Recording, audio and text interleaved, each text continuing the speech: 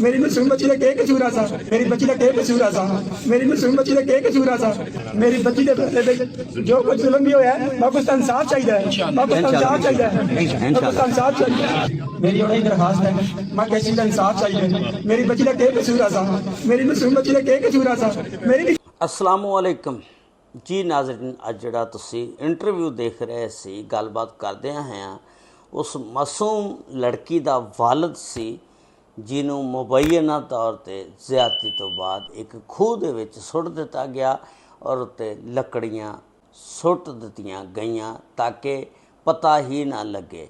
लेकिन 15 दिन बाद इस बच्ची दी लाश मिल जाती है और 25 अगस्त नूं इस लड़की का जनाजा अदा कर दिता जाता।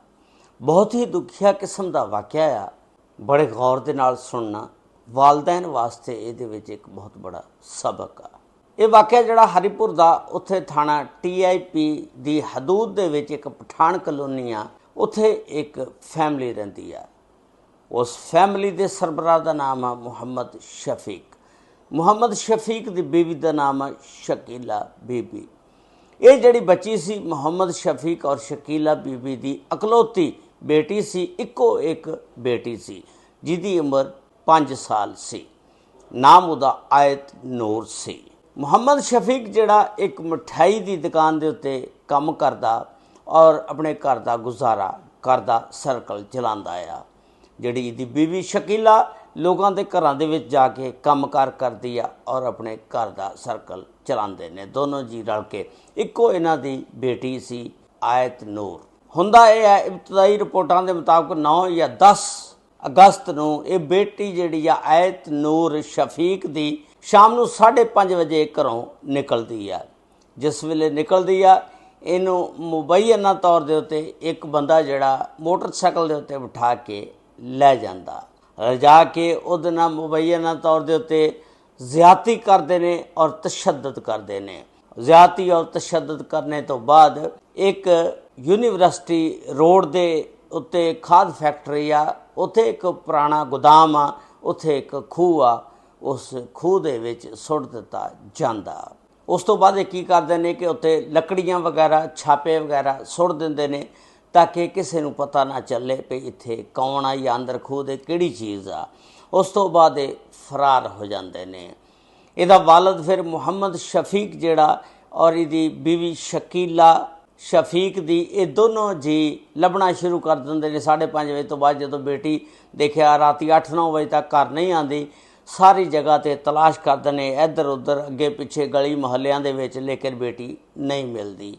ये बड़ी कोशिश करते हैं, नहीं मिली जिस वेले ते शकीला बीबी जिहड़ी आ फिर थाना TIP जाती आ और जाके एक दरखास्त दे के आ जाती आ बच्ची की गुमशुदगी दी।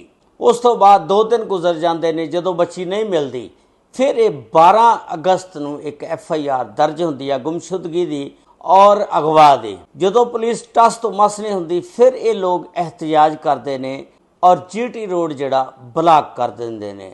जिस वेले GT रोड ब्लॉक हो जाता उस तो बाद DPO हरीपुर शफीउल्ला गंडापुर साहब आंदे ने, आके इन्हां दे नाल मुज़ाकरत करते हैं और कहते हैं असी जल्द तो जल्द ताड़ी बच्ची नूं बाजियाब करवा लांगे, देखांगे कित्थे आ और लभ लांगे। उस तो बाद DPO हरीपुर शफीउल्ला गंडापुर साहब एक 300 अफराद दे उत्ते एक टीम बनाते हैं जिहदे विच लेडीज़ पुलिस कांस्टेबल और दूसरे लोग भी शामिल होंदे ने और ये टीम फिर खाद फैक्ट्री के आस पास जिन्ने भी इलाके हैं सारिਆਂ ਨੂੰ तलाश करती है, देखती है, लेकिन बच्ची नहीं मिलती हैगी।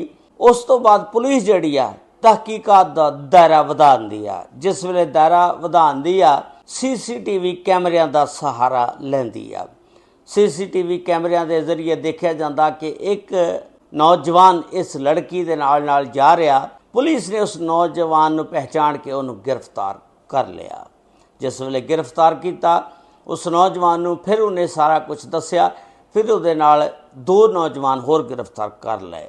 उन्हां दे विच जिहड़ा मरकजी मुलजम सी मुहम्मद उस्मान जिहड़ा इन्हां दा गली मुहल्ले दा सी और 2 उन्हां दे नाल दूसरे लड़के उन्हें गिरफ्तार करवाए जिहदा नाम कासम और तलहा। उस्मान की उम्र 17 साल, कासम की उम्र भी 17 साल और तलहा की उम्र 14 साल दसी जा रही है। पुलिस ने इन्होंने 24 घंटे के विच फिर मैजिस्ट्रेट के सामने पेश किया और फिर इन्होंने इकबाले जुर्म कर लिया और फिर पुलिस ने इन्होंने जेल भिजवा दिता। पुलिस ने इस केस के विच 3 मुलजमान जिहड़े ने गिरफ्तार कर लए ने और 2 मुलजमान जिहड़े नामलूम ने उन्हां वास्ते पुलिस जिहड़ी है छापे मार रही है।